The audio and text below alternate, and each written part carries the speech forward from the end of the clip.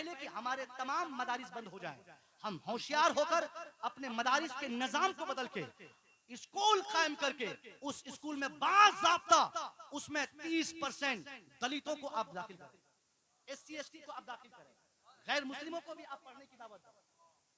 बिल्कुल ऐलान कर दें, ये इदारा आपका है, स्कूल आपका है, कुरान पढ़ा जाएगा, कुरान पढ़ाया जाएगा, शरीयत की बातें बताई जाएगी, कुरान सिखाया जाएगा, दीनियात बताया जाएगा, इन सारे कवानीन पढ़ाए जाएंगे, मगर सिर्फ मुसलमानों को नहीं बल्कि दावत आम दी जाएगी। दलित समाज के बच्चों को मुफ्त में रिजर्वेशन देकर उनको मोहब्बत से लाएंगे, अपनी दरसगाह में पढ़ाएंगे, कुरान सिखाएंगे, ताकि गरीब नवाज का जमाना फिर वापस आ जाए। व अनअम अलैना बिल ईमानी व तमन्ना बिल ihsan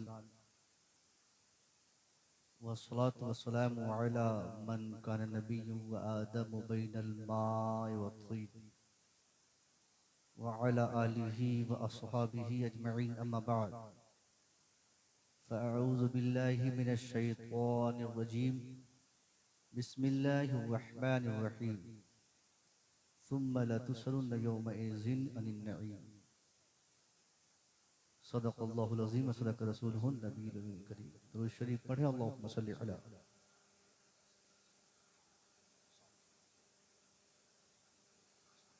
अल्लाहुम्मा सल्लि अला सय्यिदिना शफीना नबीना मुहम्मद। बारगाह सरकार तक़दीम मिल्लत में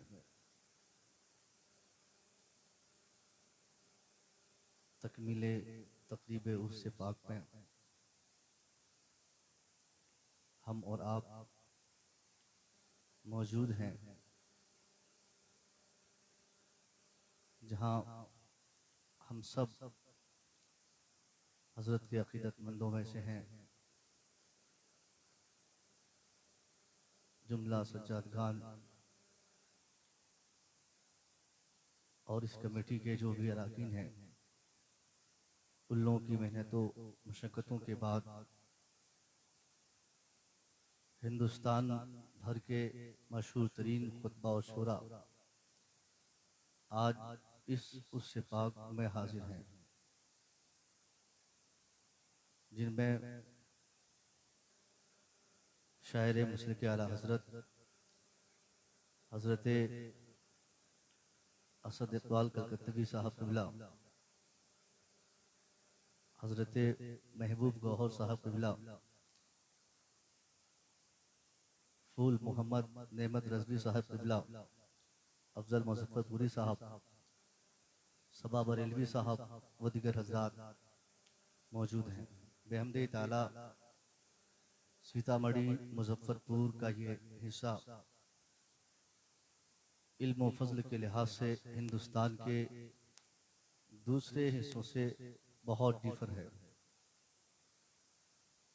यूँ तो जलसों जुलूस के हवाले से पूरा बिहार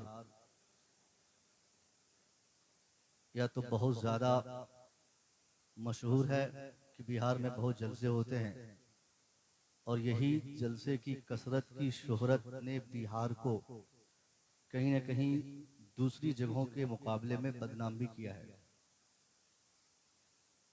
बिहार, उड़ीसा, झारखंड, उत्तर प्रदेश, बंगाल, हिंदुस्तान में सबसे ज़्यादा जलसे और आरास की तकरीब जो जलसे की शक्ल में होती है, वो इन्हीं सूबों में हम मनाते हैं। यकीनन जलसे की फादियत से कोई इनकार नहीं कर सकता। जलसा एक ऐसा प्लेटफॉर्म है जहां बैठकर हम एक साथ अपने उलमा से हजारों की तादाद में दीनी गुफ्तगू समात करते हैं। हमारे उलमा अकेला मुश्तरका तौर पर हम सबको दीन सिखाते हैं। यकीनन बिहार की तारीख के 25 साला जलसों की तारीख को अगर हम गौर से देखें, 20-25 साल खास तौर पे बिहार के मुजफ्फरपुर और सीतामढ़ी के जलसों में हमने जलसों को सिर्फ इंटरटेनमेंट का एक माध्यम समझा। इतनी बड़ी बारगाह और इतना बड़ा उर्स, इस उर्स में हर आने वाले का मकसद ये होना था, जैसे नमाज इशा पढ़ता फौरन आकर इस जलसे का हिस्सा बनता और इस तरीके से आके बैठता कि जब तक इस जलसे के आखिरी खतीब की तकरीर का आखिरी जुमला खत्म नहीं होता तब तक वो इस जलसे से जाते रहे। मगर आप देखिए इतनी बड़ी बारगाह, यहाँ पर लोग आकर भी हुर्दम मचा रहे हैं। उन सारे भाइयों से मैं कहूंगा साहब, पूरा हिंदुस्तान यहाँ जमा है, जिन पर हिंदुस्तान को एतमाद हासिल है, वो बड़ी बड़ी शख्सियात यहाँ तशरीफ फरमा है और आप कहाँ खोए हैं। वैसे तो 25-30 सालों में आप लोगों ने, हम लोगों ने अपने जलसे को खराब किया ही है। वाकई अगर जलसे से फायदा होता, फायदा तो है, मगर हम अगर उससे फायदा हासिल करते, इस्तेफादा करते, तो यकीनन आज हमारी ये सूरत, ये हालत और ये कैफियत जो मौजूदा दौर में हम देख रहे हैं, ये यकीनन नहीं होती। आज पूरी दुनिया में सबसे ज्यादा पसमानदगी, सबसे ज्यादा रुसवाई, सबसे ज्यादा कमजोरी अगर किसी कौम में महसूस की जाती है तो वो कौम मुस्लिम है। आप एहसास कमतरी के शिकार होते हैं कि साहब आपकी कमजोरी की बुनियाद इस बात पर है कि आपकी तादाद कम है। आप में से बेशतर लोग इस वजह से अपने आप को कमजोर समझते हैं कि हमारी संख्या दुनिया में बहुत कम है दूसरों के मुकाबले में। मैं आपको मुतमईन करूं कि साहब पूरी दुनिया में अमली एतबार से दुनिया की सबसे बड़ी कम्युनिटी अगर कोई है तो वही कौम मुस्लिम है। अमली एतबार से, अमल के एतबार से। वैसे तो क्रिश्चियन को कहा जाता है कि पूरी दुनिया में सबसे ज्यादा है, मगर उनके पास अमल नहीं, उनके अमल करना उनकी मजहबी पहचान नहीं है। वो तब अपनी इबादतगाह जाएंगे जब कोई बड़ी मुसीबत उन पे आन पड़ेगी। वो तब अपने हिसाब से अपने गॉड को याद करेंगे जब उनकी नानी मरेगी। मगर ये सिर्फ मुस्लिम कौम के लिए है कि उसके लिए अल्लाह ने एटलीस्ट 24 घंटे में 5 मरतबा अल्लाह ने अपनी बारगाह में बुलाया है। 5 मरतबा जिस कौम को अल्लाह अपने पास बुलाया हो, फजर में, जोहर में, असर में, मगरिब में, इशा में, उसी कौम को कौम मुस्लिम कहा जाता है। इस अमल के लिहाज से दुनिया की सबसे बड़ी कम्युनिटी, दुनिया की सबसे बड़ी कौम हम हैं, हम कौम मुस्लिम है। इसलिए आप इस फिक्र में मत रहिए कि आपकी तादाद कम है। हाँ, अगर आपके सीने पर अगर आपका हाथ हो जाए और आप 2 मिनट के लिए ये सोचने पर मजबूर हो कि जब तादाद पूरी दुनिया में हमारी ज्यादा है, 57 ममालिक ऐसे हैं जहां डायरेक्ट कलमा पढ़ने वालों की शासन है, 57 ममालिक ऐसे हैं जहां डायरेक्ट कलमा पढ़ने वालों की हुकूमत है। वैसे तो कलमा पढ़ने वाले दुनिया के तमाम कंट्रीज में मौजूद है, अजान हर जगह होती है, नमाज हर जगह पढ़ी जाती है, कुरान का निजाम हर जगह चलता है, मगर खाली 57 ऐसे ममालिक कहे जाते हैं जहां कलमा पढ़ने वालों की हुकूमत है। अब आप बताइए साहब, कहां से आप पिछड़ गए? आपके पास 57 ममालिक खालिस आपके अपने हैं। आपकी तादाद दुनिया भर में सबसे बड़ी कौम की अमली एतबार से है। दुनिया में आपकी एक पहचान, एक छाप है। दुनिया का हर तरक्की याफ्ता समाज, दुनिया की हर तरक्की याफ्ता कम्युनिटी, दुनिया का हर तरक्की याफ्ता साइंसदान, हर तरक्की याफ्ता मुल्क अगर आज किसी का पीछा कर रहा है तो वो कोई और नहीं, वो सिर्फ आप है। ये किससे क्या साबित होता है कि आप गैर मामूली हैं, मामूली नहीं, आप अनयूजुअल नहीं, आप खास हैं। आप पर लोगों की तवज्जो है, आप पर लोग रिसर्च करते हैं, आपके पीछे दुश्मनी की राह लोग हमवार करते हैं। मतलब पूरी दुनिया में सबसे ज्यादा अगर किसी कौम पर तवज्जो दी जाती है तो वो कौम मुस्लिम है। हमारे कलमे पर रिसर्च, हमारी किताब पर रिसर्च, हमारे कवानीन पर रिसर्च, हमारे अमल पर रिसर्च, हमारी बेटियों की जिंदगी पर रिसर्च, हमारे नौजवानों पर रिसर्च। आज पूरी दुनिया में सबसे ज्यादा रिसर्च और तहकीक के मरहले से अगर किसी के बच्चे गुजरते हैं तो वो मुसलमानों के बच्चे हैं। तो कहां आप पिछड़ गए? क्यों? इतनी शानदार माहौल होने के बावजूद आज मुसलमानों की हैसियत पूरी दुनिया में कि सबसे ज्यादा जलील हम समझे जाते, सबसे ज्यादा पिछड़ा हमें माना जाता, सबसे ज्यादा जाहिल हमको तस्वीर किया जाता, सबसे ज्यादा जिल्लत और रुसवाई से हमारे बच्चों को सामना करना पड़ता। इसके पीछे का रीजन क्या है, इसके पीछे की वजह क्या है? क्यों आज दुनिया का वो व्यक्ति जिनको पेशाब करने तक का शौर न आ सका, आज वो हमें ज्ञान दे रहा है। वो व्यक्ति जो आज तक अपनी माँ बहन बेटी की इज्जत नहीं कर सका, वो आज हमें अपनी बेटी बहन और बहू की इज्जत का ज्ञान दे रहा है। इसका मतलब यह है कि कहीं ना कहीं हमने अपने कुरान के कानून से, अपने मजहब के कानून से, अपने मजहब के ज़ाब्ते से, अपने वसूल से हमने कहीं ना कहीं समझौता किया है, हमने मैनेज किया है, हमने इस्लाम मैनेज किया, हमने कानून कुरान मैनेज किया।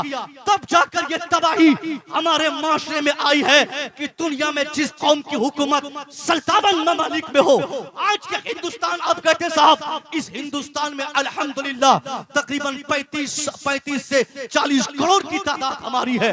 पूरी दुनिया में 160 करोड़ से ज्यादा हम कलमा पढ़ने वालों की तादाद मौजूद है। इसलिए आपको ऐसा से कमतरी का शिकार नहीं होना है।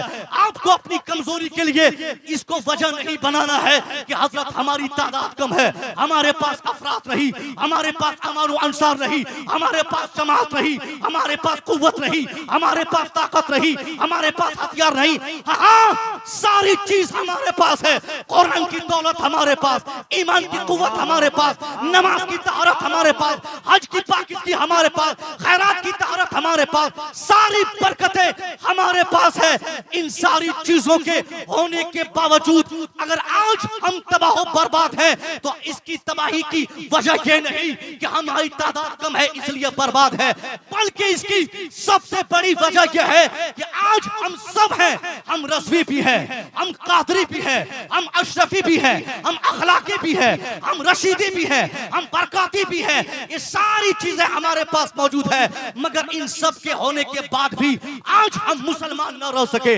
हमारे अंदर इस्लाम तलाशा जाए, छाना जाए, बहुत कम ऐसे लड़के मिलेंगे, ऐसे लोग मिलेंगे, ऐसे नौजवान मिलेंगे जिसमें 100% हम इस्लाम देखेंगे।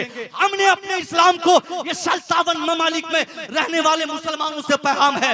हमारी तादाद 140 करोड़ की दुनिया में है अखबारात के तरीके से, अखबार के नजरिए से, मगर इस 140 करोड़ मुसलमानों को जब देखा जाए तो 140 करोड़ मुसलमान 140 हिस्सों में बटे हुए हैं। सामने अशरफी की जमात, पीछे रज़वी की जमात, पीछे बरकाती की जमात, वहां अखलाकी की जमात, वहां रशीदी की जमात, वो कादरी है, वो अशरफी है। हमने क्या किया साहब, 57 ममालिक में बसने के बावजूद, 140 करोड़ की तादाद हमारी होने के बावजूद हमने इस्लाम को टुकड़ों में बांट दिया।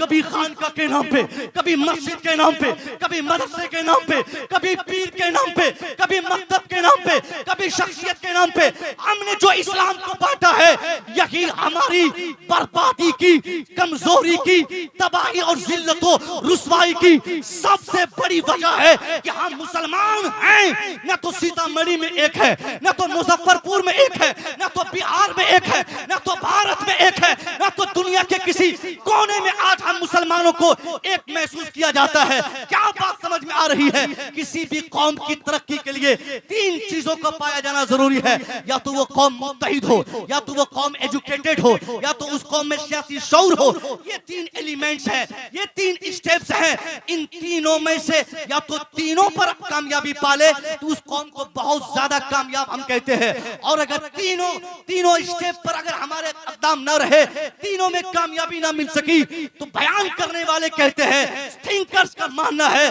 कि एटलीस्ट उन तीनों में से, यानी इत्तेहाद का पाया जाना, या फिर एजुकेशन का होना, या फिर सियासी शऊर का होना, इन तीनों में से किसी एक का होना कामयाबी के लिए कंपल्सरी, लाजिम और जरूरी है। अल्लाह की कसम, असीमुल शान बारगाह में हमारी हाजिरी हो रही है। अगर आपने संजीदा होकर मेरी तकरीर का एक एक जुमला नक्श किया, अगर आपने अपने दिल पर लेने की कोशिश की, मैं समझूंगा उससे अखलाकी में मुसव्विर रजा को को पूर्णिया से यहाँ आने की जो मेहनत है वो वसूल हो जाएगी।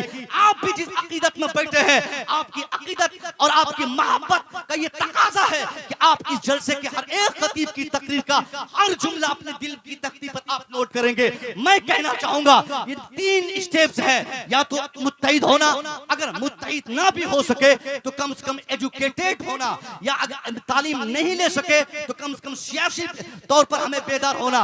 इन 3 चीजों का पाया जाना जरूरी, या तीनों में से किसी एक का। हम आपसे पूछते हैं साहब कि आप बताइए कि इन तीनों में से सीतामढ़ी के मुसलमान, मुजफ्फरपुर के मुसलमान, बिहार के मुसलमान, ये कामयाबी की जो 3 सीढ़ियां, दुनियावी एतबार से कामयाबी की बात कर रहा हूं, उखरवी कामयाबी साहब ये तो मरने के बाद पता चलेगा कि कौन जन्नत में जाता है। अफजल मुजफ्फरपुरी को कहां रखा जाएगा, महबूब गौहर को कहां रखा जाएगा, नेमत रज़वी कहां रहेंगे, असद इकबाल कहां रहेंगे, मुसव्विर कहां रहेगा, हुजूर अखलाकी साहब कहां रहेंगे, इन लोगों को कहां रखा जाएगा। मगर ये कयामत में मरने के बाद इसका एग्जामिन होगा।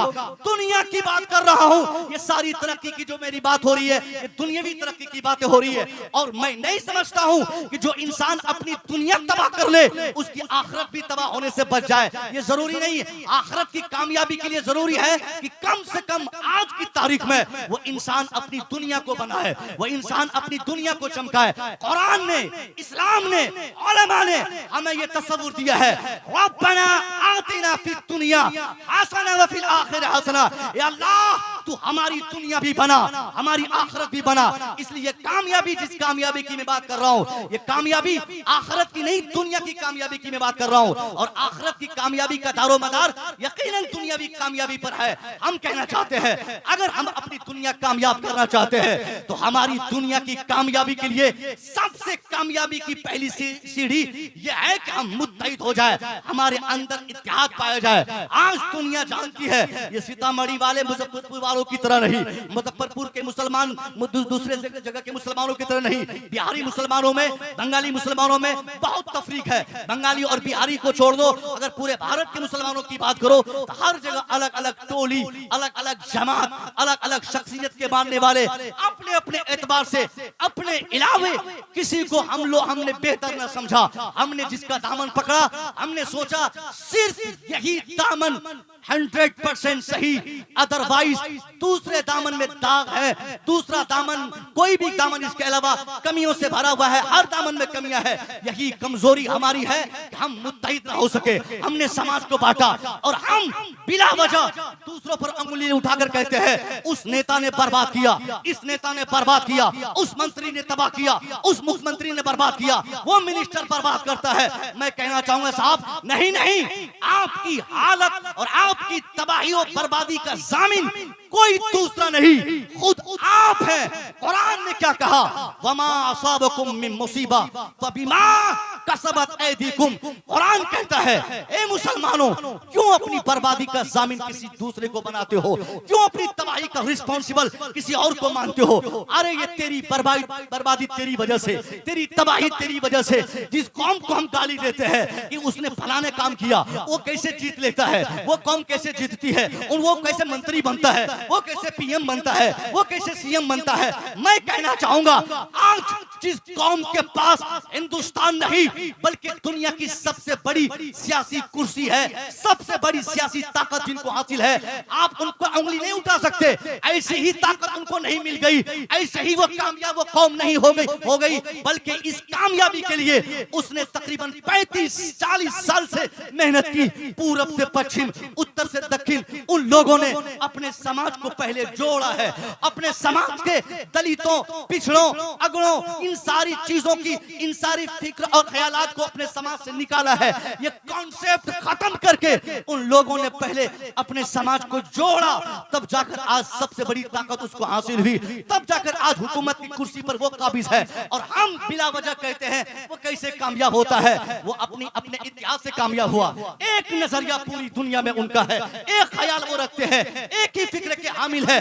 पूरब से पश्चिम, उत्तर से दक्षिण, जिसे आप अपना मुखालिफ समझते हैं, उनसे आप पूछिए क्या तेरे जीने का मकसद है, what is the intention of your life. तेरी जिंदगी का मकसद क्या है, तू क्यों जीना चाहता है, तेरी जिंदगी क्यों आधारित है, किस टारगेट के तहत तू जीना चाहता है। मुझे मेरा दावा है अगर आपके मुखालिफिन कश्मीर में रहते हो, उनका जो नजरिया सामने आएगा वही नजरिया कन्याकुमारी में बैठने वाले आपके मुखालिफिन सामने लाएंगे। एक ही कॉन्सेप्ट, ऊपर नीचे दाएं बाएं, जहां आप अपने मुखालिफिन को तलाशिए, वो सब सामने आकर अपना एक नजरिया, अपना एक कॉन्सेप्ट, अपनी एक फिक्र आपको सामने लाकर बताएंगे कि मैं इसलिए जीना चाहता हूं, मेरे जीने का मकसद एक है, मेरा टारगेट एक है, मेरा इंटेंशन एक है, मेरा इरादा एक है। मगर मैं पूछना चाहता हूं साहब, ये कौन कौम है, किसके पास हुकूमत है, जिसके खुदाओं की क्वांटिटी आज तक पूरी दुनिया में कोई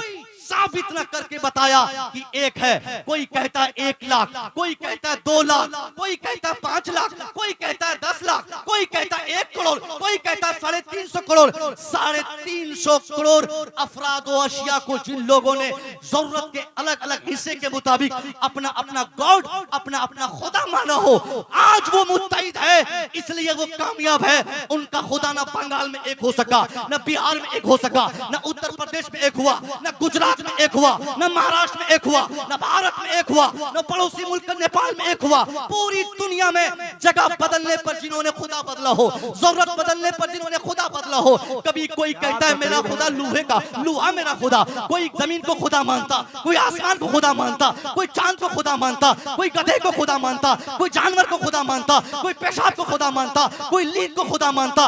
यानी आज तक जिनके समाज के, जिनके धर्म गुरुओं ने उनको एक खुदा की तरफ कभी डिटरमाइंड नहीं किया, वो कौम आज मुत्तहिद है।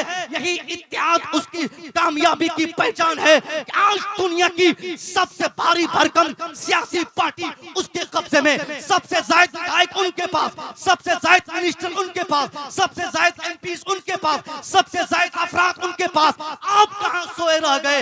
ये काम तो पहले आपको करना था। जिस कौम का खुदा आज तक एक ना हो सका, आज वो एक प्लेटफॉर्म पे है। मगर खुदा की कसम 2 मिनट के लिए आप शांति बनाए, दिल की तख्ती पर नोट हो जानी चाहिए। मेरे हर जुमले को आप नोट करें, मैं गुजारिश करता हूं। ये मुसलमानों की कैफियत है, मुसलमान होना चाहिए, चाहे अमेरिका में रहे, चाहे अमेरिका के व्हाइट हाउस में रहे, या अफ्रीका के जंगल में रहे, इंडोनेशिया में रहे, या इराक में रहे, या अफ्रीका में रहे, या भारत में रहे, या भारत के किसी हिस्से में रहे, मुसलमान होना चाहिए। या वो मर्द की शक्ल में हो, चाहे वो औरत की शक्ल में हो, चाहे वो बूढ़ा हो, चाहे वो बच्चा हो, मुसलमान हो।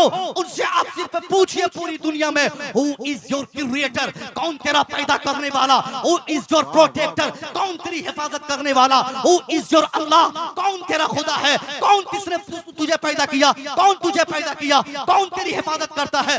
अल्लाह की कसम, मुसलमान होने की हैसियत से हम मुसलमान दुनिया के चाहे जिस खित्ते में रहे, नाम अलग हो सकता है, जबान अलग हो सकती है, बरादरी अलग हो सकती है, मुल्क अलग हो सकता है, राज्य अलग हो सकते हैं, जिनसियत अलग हो सकती है, पीर अलग हो सकता है, नजरिया अलग हो सकता है। मगर जब सवाल हु इज योर अल्लाह का किया जाएगा, तो जवाब अमेरिका से अफ्रीका, अफ्रीका से भारत, भारत से पूरी दुनिया तक एक ही जवाब सुनने को मिलेगा, रब्बी अल्लाह, मेरा रब अल्लाह, दूसरा कोई नहीं।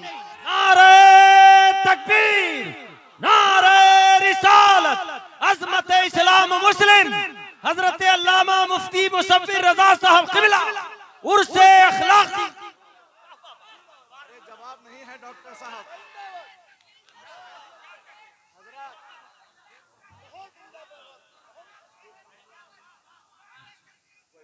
माशाअल्लाह हजरत, जवाब नहीं है डॉक्टर साहब क़िबला।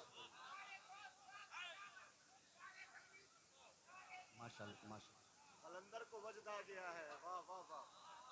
मुसलमान होना चाहिए।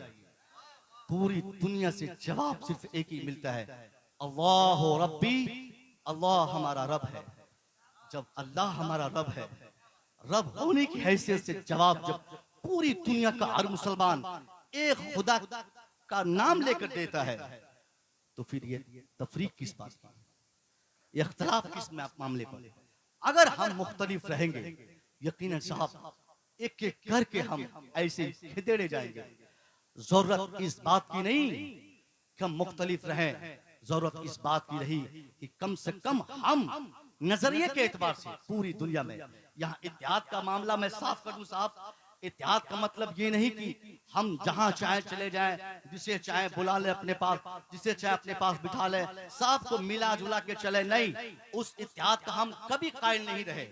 हमारे सरकारों ने हमें सिखाया है, और जिस मसलक को हम मानते हैं, जो हमारा अकीदा है जिस मसलक पर, उस मसलक का बुनियादी कानून ही यही है। इत्तेहाद का मतलब ये नहीं कि हर ऐरे गहरे चिंदी चोर को हम अपने पास बिठाकर बोले कि तुम हमारे हो।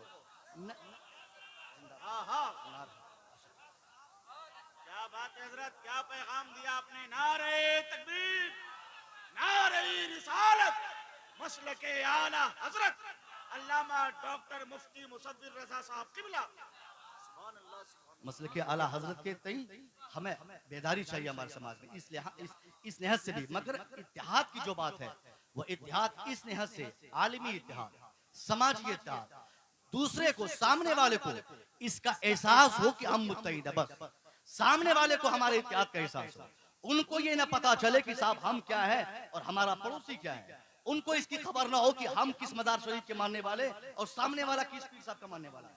जिस दिन वो इन चीजों को बखूबी जान लेंगे, यकीनन समझिए कि हमारी कमजोरी की जो नस है वो उनके कब्जे में होगी, और उस नस को पकड़ने की बुनियाद पर हम कभी कामयाब नहीं होंगे, वो हमेशा हमारे दुश्मन कामयाब रहेंगे।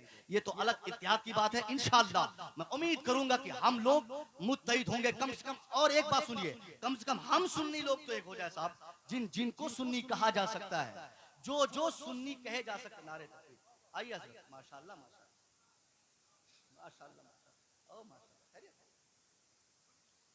जिनको सुन्नी कहा जाता है, सुन्नी जब है, कम से कम हम लोग तो मुत्तहिद हो जाए, कम से कम हमारे अंदर ये मसलकी एतबार से ही सही, कम से कम इत्तेहाद हो जाए। मसल के आला हजरत के मानने वाले पूरी दुनिया में मसलकी एतबार से अगर मुसलमानों का एग्जामिन हो, तो जो नजरिया सरकार आला हजरत ने मुसलमान बने रहने के लिए दुनिया में स्थापित फरमाया है, भले ही आला हजरत को अगर कोई अमेरिका में नहीं जानता हो, भले ही आला हजरत को अरब में कोई शख्स नहीं जानने वाला हो, नहीं जानता होगा मतलब कोई एक शख्स इस जमाने का मुसलमान हुआ हो और वो आला हजरत को नहीं जानता हो, मगर आला हजरत ने एक कंप्लीट मुसलमान बने रहने के लिए दुनिया के सामने जो नजरिया पेश फरमाया है, वो नजरिया आज अगर कोई नया मुसलमान बना है, उनके लिए भी वही नजरिया मुसलमान बने रहने के लिए जरूरी है, जो नजरिया 150 साल पहले सरकार आला हजरत ने दुनिया के सामने स्थापित फरमाया है। ये मसले के आला है, मसले के आला हजरत के तई कम से कम हम मुसलमान पूरी दुनिया में एक हो जाए, हमारी फिक्र एक हो जाए, ये हमारी कामयाबी की सबसे बड़ी और पहली सीढ़ी है।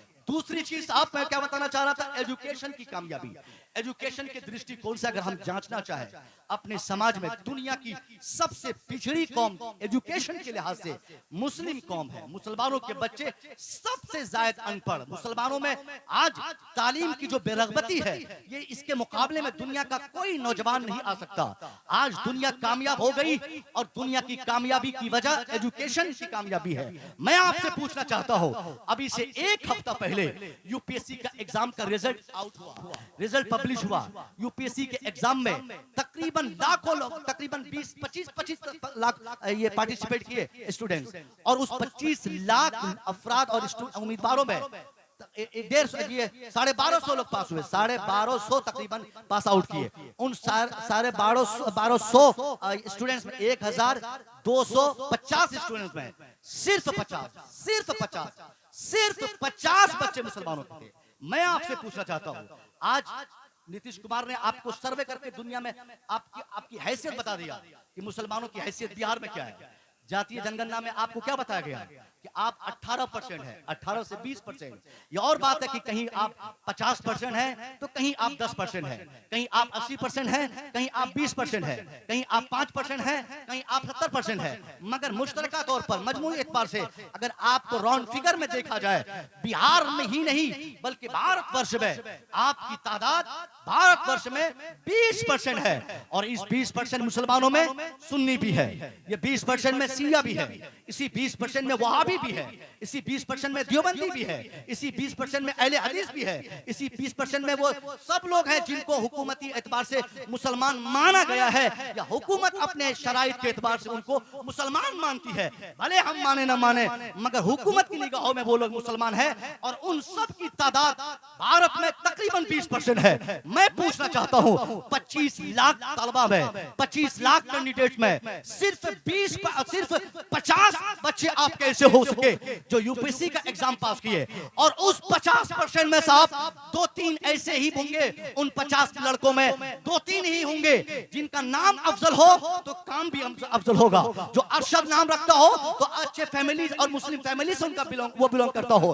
बल्कि उन 50 में से 2-4 को छोड़ दिया जाए तो बाकी के 40-45 बच्चे सिर्फ नाम के मुसलमान है, ना उनके घर में नमाज है, ना उनके घर में हया का कानून है, ना वहां पर ये इस्लाम का संविधान नाफिज है, ना वहां इस्लामिक रूल चलता उसके घर में, वो सिर्फ नाम से मुसलमान है। पता चला ये 25 करोड़, ये 25 लाख लोगों में और ये 35 करोड़ मुसलमानों में सिर्फ 5 बच्चे मुसलमानों के ऐसे हो सके जो यूपीएससी का एग्जाम पास आउट करके कोई आईएएस बना, कोई आईपीएस बना। मगर मैं पूछता हूं, आप जिस जमीन पर रहते हैं ये आपका खालिस अपना मुल्क है। यहाँ हर 5 साल के बाद कोई हुकूमत आपको बेवकूफ बनाकर कहती है साहब ये तेरा हक है, ये तेरा हक नहीं, यहाँ आओ, ये झंडी लो, ये नारा लगाओ, यहाँ आओ, ये रामलीला मैदान आओ, यहाँ जंतर मंतर पे बैठो, बेंगलोर आओ, क्या बोलते अहमदाबाद आओ। मगर मैं पूछना चाहता हूँ, आपको हुकूक देने के लिए लोग आपको अपने पास बुलाते हैं, मगर ये आपके हक ऐसे ही दुनिया आपको नहीं देगी, बल्कि अपने हुकूक को पाने के लिए आपको आज की तारीख में सबसे बड़ी चीज की जरूरत, जिस चीज को कहते हैं वो कोई और शय नहीं, उसी को तो एजुकेशन कहा जाता है। वही एजुकेशन है, वही तालीम है, वही शिक्षा है।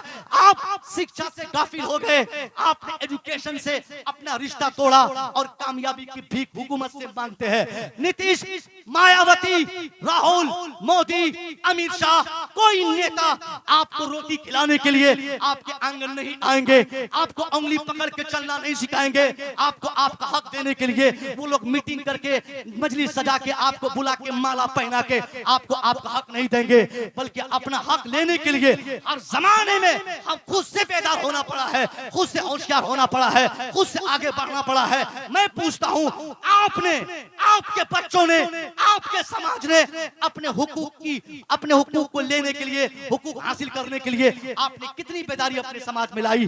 किस कदर आप बेदार हुए? कितना एजुकेशन पे आपने काम किया? मैं आपसे ये मुतालबा नहीं करूंगा कि आपका बेटा असद इकबाल क्यों नहीं बनता, मैं ये नहीं कहूंगा कि आपका बेटा महबूब गौहर जैसा शायर आजम क्यों नहीं बनता, मैं नहीं कहूंगा कि आपका बेटा गुलाम अहमद रजा अखला की तरह पीर क्यों नहीं बनता, मैं नहीं कहूंगा कि आपका बेटा जामे मस्जिद का इमाम क्यों नहीं बना, मैं नहीं कहूंगा कि आपका बेटा मुहद्दिस आजम क्यों नहीं बना, मैं नहीं कहूंगा कि आपका बेटा मुफक्किर आजम क्यों नहीं बनता। अरे आप कैसे अपने बेटे को हाफिज, आलिम, कारी, मुफ्ती, मुहद्दिस बनाएंगे? इसकी तवक्को आपसे नहीं की जा सकती। ये अल्लाह का फजल है, जिस पर अल्लाह मेहरबान होता है उसके घर में आलिम पैदा करता है। ये अल्लाह का फजल है, जिस पर अल्लाह भलाई करना चाहता है उसके बेटे को फकीह बनाता है, जिस पर अल्लाह करम फरमाता है उसके बेटे को आलिम दीन बनाता है। आपसे इसकी तवक्को इसलिए नहीं कि आप बीते 200 सालों की तारीख बताती है आपने सबसे ज्यादा अपने रहबर को, अपने लीडर को, अपने उलमा को सबसे ज्यादा टॉर्चर किया है। जो कौम, जो अफराद अपने रहबर को टॉर्चर करता है वो कभी कामयाब नहीं होता। इसलिए जो आदमी आलिम को उंगली करता है, याद रखिए उसके घर में कई पुश्तों तक अल्लाह किसी आलिम को नहीं भेजता है। जो आलिम को गाली देता है, जो आलिम की तरक्की देख कर चिढ़ता है, आलिम का मोबाइल देखकर, अभी एक साहब कह रहे थे आराम गांव में कि असद इकबाल साहब आ रहे हैं, मालूम है असद बहुत अमीर है, उनके पास मेरा मोबाइल देखा उसने, फिर हमारा मोबाइल देखने के बाद असद भाई के मोबाइल के बारे में बोलने लगा। आपका कितने का? मैंने कहा 73,000 का। उसने कहा असद साहब का मोबाइल तो तकरीबन 2 लाख से ऊपर का है। हमने कहा 2 लाख नहीं, करो कि असद साहब 5 लाख का ले और मुसव्विर 10 करोड़ का मोबाइल चलाए, आपको क्या तकलीफ है साहब? बोला नहीं, कह रहे हैं आप लोग बहुत महंगे महंगे मोबाइल रखते हैं, बहुत महंगे में मोबाइल रखते हैं। यानी उनका मानना रहता है कि हम मोबाइल चलाएं, हम गाड़ी चलाएं, हम स्कॉर्पियो पे घूमें, हम जहाज पे उड़े, हम मस्ती करें, हम ऐश करें। कोई मौलवी ये काम ना करे, क्योंकि ये हक मौलवी का नहीं, ये हक सिर्फ मेरा है। इसलिए जब ये आपकी सोच है तो आप कभी कामयाब नहीं हो सकते, आपका बेटा आलिम नहीं बन सकता। इसलिए आलिम बनाने का मुतालबा मैं आपसे नहीं करता हूं। अगर आलिम बनने में नुकसान है, सपोज दैट अगर वक्ती तौर पर मैं मान भी गया कि आलिम बनने में सामाजिक एतबार से कुछ नुकसान आपको समझ में आ गया, इसलिए आप अपने बच्चे को आलिम नहीं बना सके, तो मेरा सबसे बड़ा क्वेश्चन आपसे ये होगा कि अगर आपने अपने बेटे को आलिम नहीं बनाया, कोई कंप्लेंट, कोई शिकायत आपसे नहीं, तो आप ये बताइए आलिम नहीं बना तो आपका बेटा डॉक्टर क्यों नहीं बना? आलिम नहीं बना तो आपका बेटा आईएएस क्यों नहीं बना? आलिम नहीं बना तो आपका बेटा इंजीनियर क्यों नहीं बना? आलिम नहीं बना तो आपका बेटा प्रोफेसर क्यों नहीं बना? आलिम नहीं बना तो आपका बेटा असली उलूम का माहिर क्यों नहीं बना? इसका मतलब यह है कि आप आलिम को भी रुस्वा करके आलिम को भी बनने का रास्ता आपने रोक दिया और खुद अपने बेटे को जाहिल छोड़कर अपने पूरे समाज को आपने तबाह बर्बाद किया। जवाब नहीं है। नारे तकबीर, नारे रिसालत, मसलके आला हजरत डॉक्टर मुफ्ती मुसव्विर रजा साहब पीएचडी, उलमाए अहले सुन्नत, उर्से अखलाकी। सुभान अल्लाह, सुभान अल्लाह। अभी एक ट्रेन चलती है आपके सीतामढ़ी से, ट्रेन चलती है सीतामढ़ी से, लिच्छवी एक्सप्रेस। साहब लिच्छवी एक्सप्रेस पर आप कभी क्या, आप तो उसी से जाते ही होंगे। लिच्छवी एक्सप्रेस हो, मुंबई जाने वाली चाहे ट्रेन हो, चाहे कलकत्ता जाने वाली ट्रेन हो, वो तो दिल्ली जाती है। कोई ट्रेन जो सीतामढ़ी से चलकर मुजफ्फरपुर तक सीट पर पहुंच जाए किसी तरह टगरते टगरते, मुजफ्फरपुर पहुंचने के बाद टॉयलेट में साहब पेपर बिछाकर बैठने वाला अगर कोई मिलेगा तो वो जैद और बकर खालिद मिलेगा। 18 साल के बच्चे, 25 साल के नौजवान, 20 साल के बच्चे, 25 साल के बच्चे क्या करेंगे दिल्ली में? वो दिल्ली में सिर्फ मजदूरी करेंगे। 10,000 कमाने के लिए आपने अपने बेटे को लिच्छवी एक्सप्रेस के हवाले करके उसको दिल्ली भेजा लाख कमाने के लिए। आप 15,000 कमाने के लिए अपने बेटे को कलकत्ता भेज दिए। आपने 5,000 10,000 के फायदे के लिए सोचा और आपका बेटा मुंबई भाग गया। मैट्रिक का एग्जाम दिया, आपने बताया जाओ 3-4 महीना घूम के आना। अब वो बेटा इंटर का एक परीक्षा, इंटर का फॉर्म भरेगा 3 महीने के बाद, अभी रिजल्ट आना बाकी है। मैट्रिक का एग्जाम दिया, 25-20 साल का लड़का है, दिल्ली गया, 10,000 कमाया, पढ़ाई छोड़ दिया। अब जिंदगी भर आपका बेटा जिसको आपने लिच्छवी एक्सप्रेस पे बिठाया है 10-20 हजार कमाने के लिए, वो जिंदगी भर मजदूरी ही करेगा।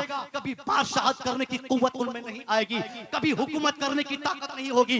कभी आपका वो बेटा जिससे 10,000 कमाने के चक्कर में आपने ट्रेन के हवाले किया, आप क्या समझते हैं आपका बेटा 10-10 हजार महीने का कमाकर साल में 1,20,000 कमाएगा और आप समाज के मोअज़्ज़ज़ अफराद में गिने जाएंगे? नहीं नहीं, मजदूरों में आपकी गिनती होगी, जूतियों की नोक में दुनिया आपको रखेगी।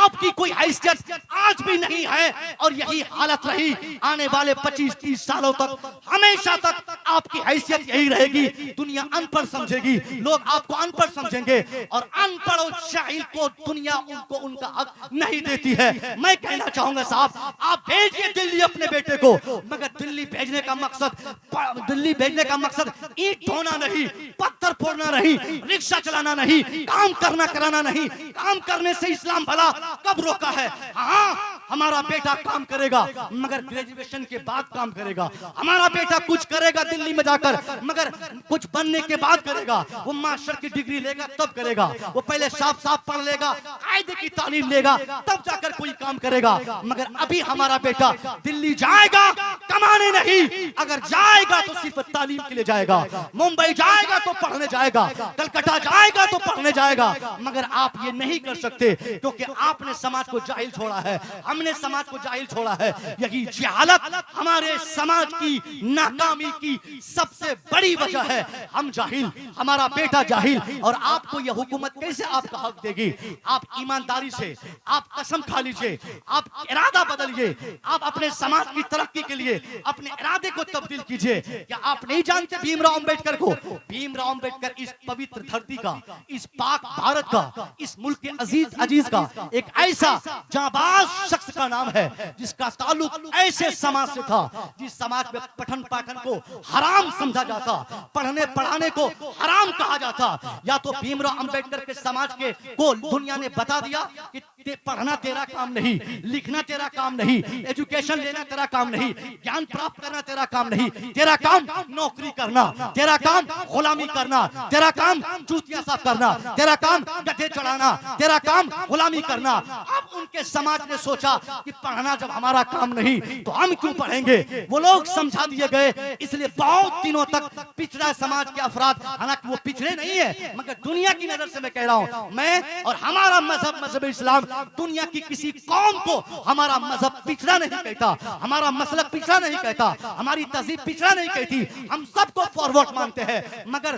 दुनिया की नजर की मैं बात कर रहा हूं, एक एक लफ्ज को चुके या मीडिया का जमाना है साहब, लोग बोलेंगे देखो ये मुसलमान का एक मौलवी साहब कह रहा है, मुसलमान का फर्द कह रहा है कि पिछड़ा है। नहीं, पिछड़ा उनकी जबान में बोल रहा हूं, वरना हम उसे पिछड़ा नहीं कहते, हम तो उनको अपना भाई समझते हैं। आज भी हम दावत हुस्न देते हैं, आइए हमारे पास, हमारे यहाँ बैठिए, आइए हमारी मजलिसों में बैठिए, आइए हमारी मस्जिदों में हमारा इस्लाम देखिए, आइए हमारी खानकाहों में हमारा इस्लाम देखिए, आइए हमारे अल्लामा गुलाम अहमद रजा साहब की किबला की बारगाह में बैठिए, तब ना आपको इस्लाम समझ में आएगा। उन पिछड़ों को बता दिया गया था कि पढ़ना उनका काम नहीं, लिखना उनका काम नहीं, इसलिए सालों तक उनके लोगों को दुनिया ने खटाया, दुनिया ने गुलामी कराई, दुनिया ने उनको नौकर समझा, दुनिया ने अपने जूते साफ करवाए, दुनिया ने अपने काम में उनके समाज के अफराद को उनके काम में उनको लिया।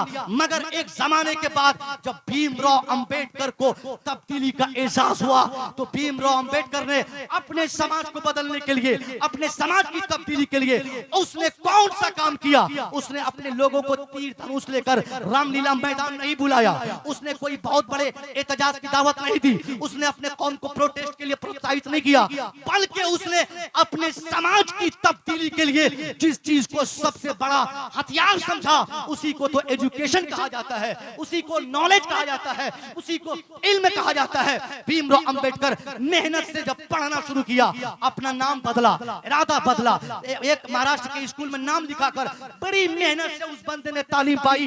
वो बंदा जिसके समाज में कोई पढ़ता नहीं था, उसने इतनी मेहनत की, चंद सालों में, महज चंद सालों में 64 सब्जेक्ट पर उनको मास्टर की डिग्री मिल गई, उसको साइंस फैकल्टीज में पीएचडी की डिग्री मिल गई, 9 भाषाओं पर उनको मलका हासिल हो गया। अब नतीजा क्या निकला?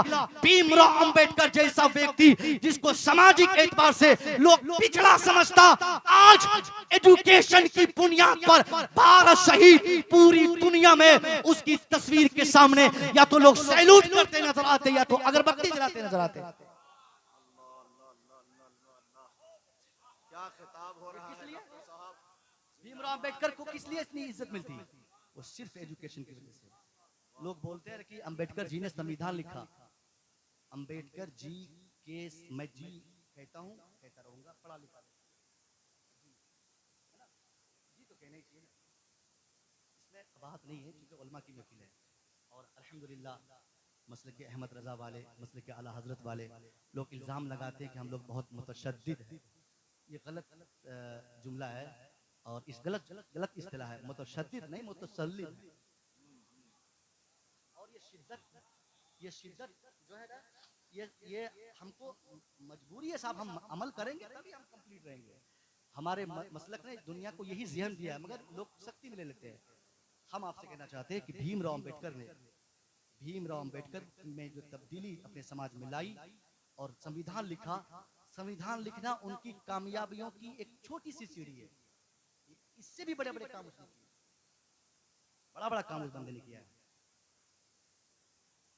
आपसे एक दावत है, मुक़द्दस बारगाह में यहां से आपको इरादा बदलना होगा, कुछ नहीं करना है और कोई आटी पाटी साटी कुछ नहीं।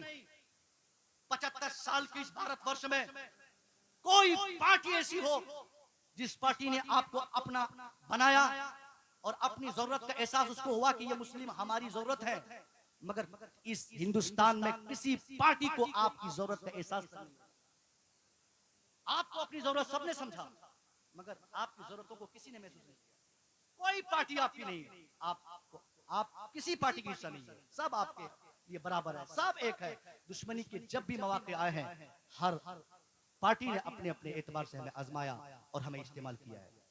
अगर आपको तब्दीली चाहिए तो इसके लिए सिर्फ आपको एजुकेशन पे कंप्लीट ध्यान देना है, तालीमी इदारे खोल ले और एजुकेशन बेटों और बेटियों दोनों के। अल्हम्दुलिल्लाह अभी 1 साल हुआ मुझे हजरत के इदारे में मैं गया, चल ही रहे ना माशाअल्लाह।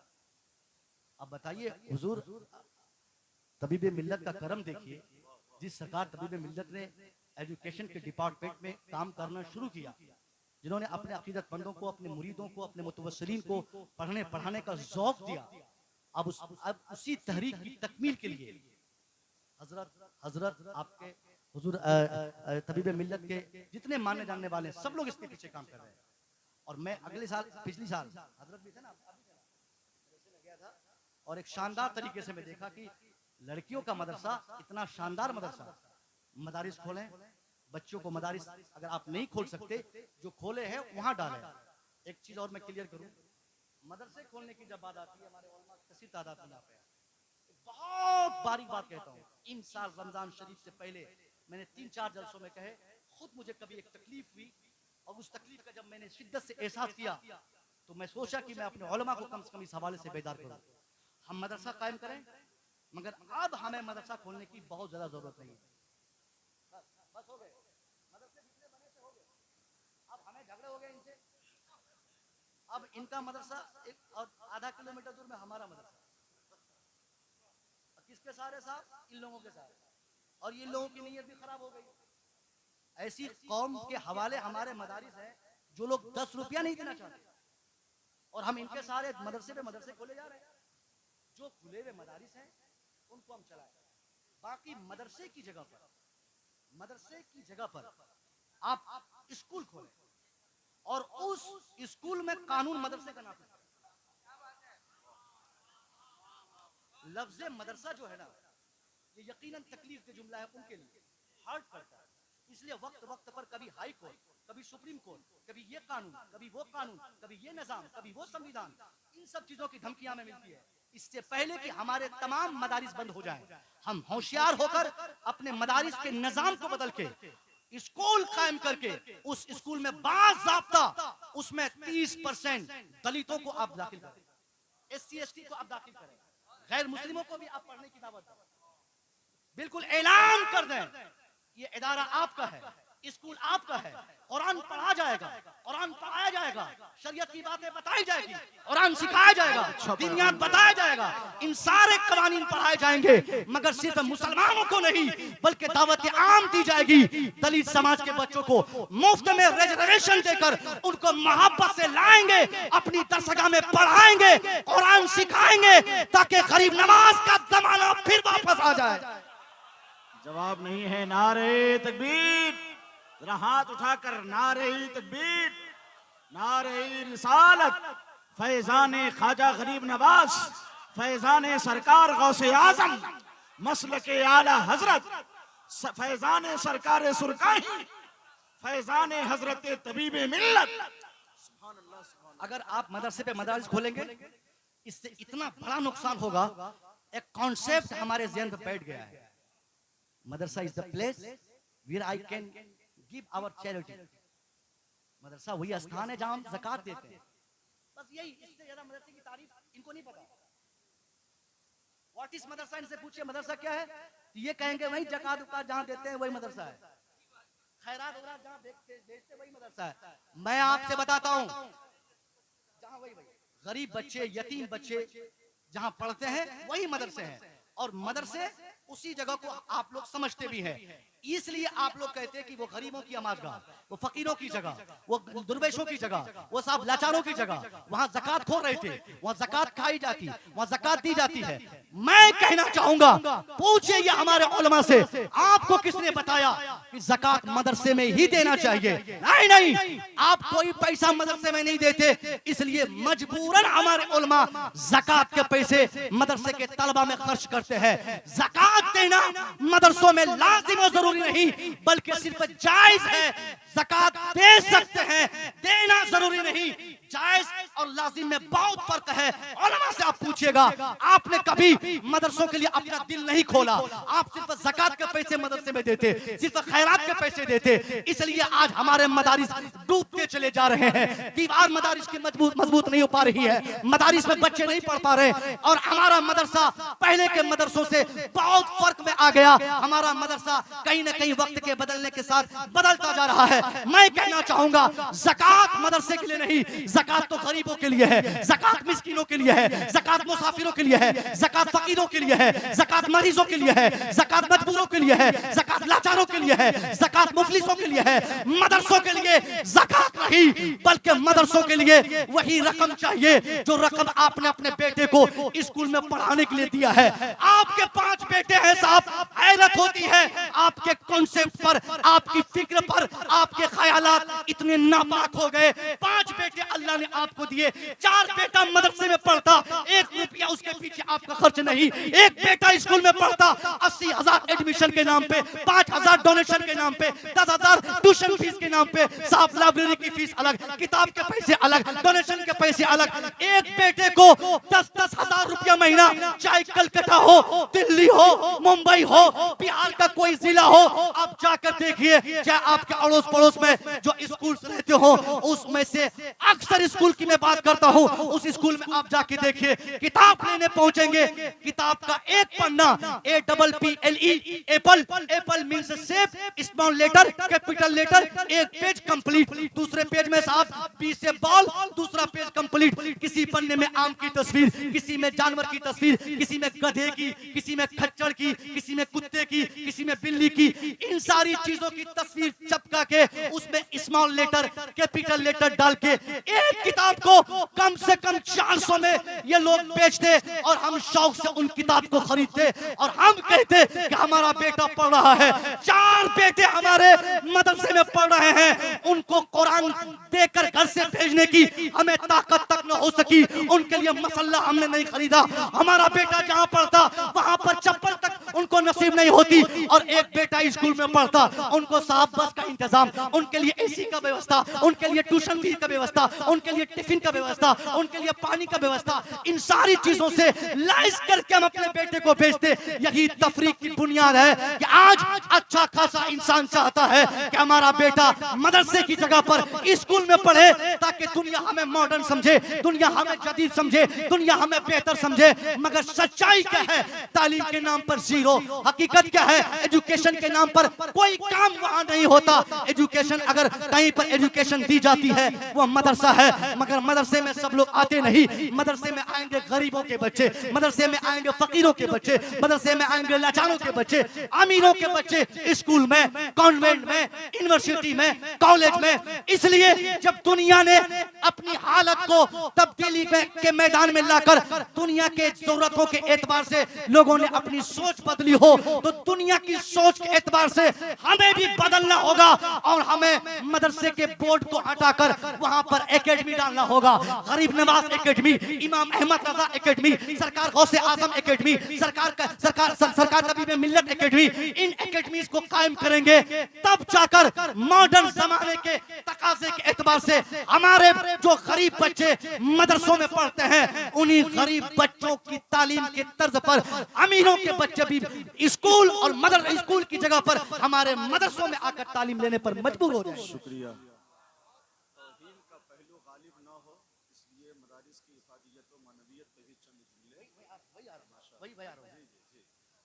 देखिए ये इससे क्या बेनिफिट होगा?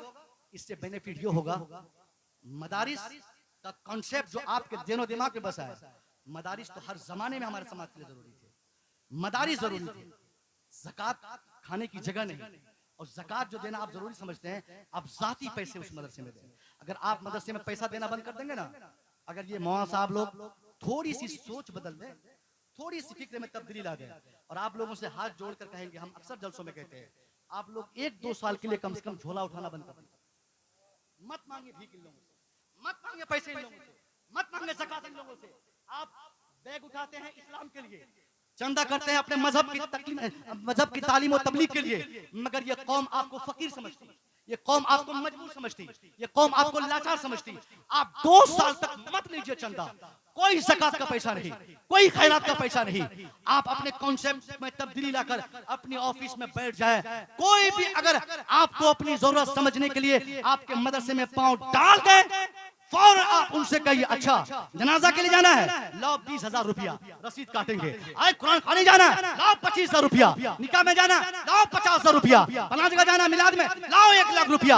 उन्हीं पैसों से आप स्कूल की तर्ज पर अपने मदरसे में भी टाइल्स बिछा दें, एसी लगा दे, पंखे लगा दे, बेहतरीन खाने का इंतजाम हो, तब क्या रिजल्ट आएगा? गरीबों के साथ साथ अमीरों और करोड़पतियों के बच्चे भी आलिम और फाजिल बनते नजर आएंगे।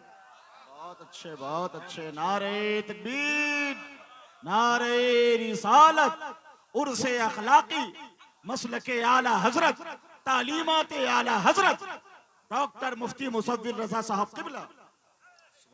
मदारिस आज सिर्फ गरीबों के हवाले है, सिर्फ गरीबों के बच्चे पढ़ते हैं। अमीरों के बच्चे क्यों नहीं ये आलिम बनते? यही वजह है कि हमने मदारिस की हालत बिगाड़ दी। हमने अपने मदरसों के नाम भी बदल दिए। हाथ जोड़कर मेरा टारगेट कोई नहीं, अल्लाह की कसम कोई नहीं है। हमने मदरसों के नाम भी बहुत ये उल्टा पुल्टा नाम हमने रख दिया। कहीं हमने गरीब खाना, कहीं हमने यतीम खाना, कहीं हमने मिस्कीन खाना। ये क्या भाई साहब, जहाँ मुस्तफा की तालीम दी जाती हो, जहाँ मुस्तफा का पैगाम सिखाया जाता हो, जिस मुस्तफा को यतीम कहना तक हराम हो, उस मुस्तफा की दरसगाह को यतीम खाना कहते हैं। हम मदरसे को मॉडर्न नाम रखें, सरकार आला हज़रत के नाम से जोड़े, फिर मॉडर्न नाम एक तो रख दे। मदरसा हर जमाने के जरूरी हुआ है। यहाँ मदरसे को हम मॉडर्न करने की कोशिश कर रहे हैं, मदरसा बंद करने के लिए नहीं, मदरसा मॉडर्न करने के लिए। जदीद मदारिस अगर सिर्फ कौम से पैसे लेने के लिए हम खोलते हैं, ये हर हमेशा वो हमारे लिए नुकसान दे रहा है। मदारिस खोले जाएं कौम की जरूरतों की तकमील के लिए।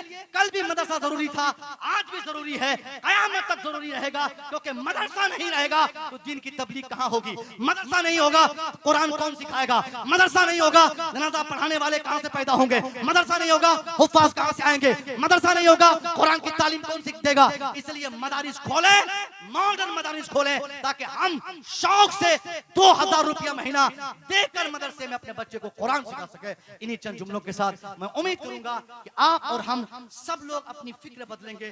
जब अपनी फिक्र बदलेंगे इंशाअल्लाह हमारे समाज में तब्दीली आएगी, और ये तब्दीली एक दिन ऐसी खतरनाक सूरत ले लेगी, ये तब्दीली जिसके नतीजे में हमारा वो बेटा जो इस वक्त आलिम की हैसियत से सामने है, वही एक शानदार इंजीनियर भी बनेगा, शानदार डॉक्टर भी बनेगा। अस्सलाम वालेकुम।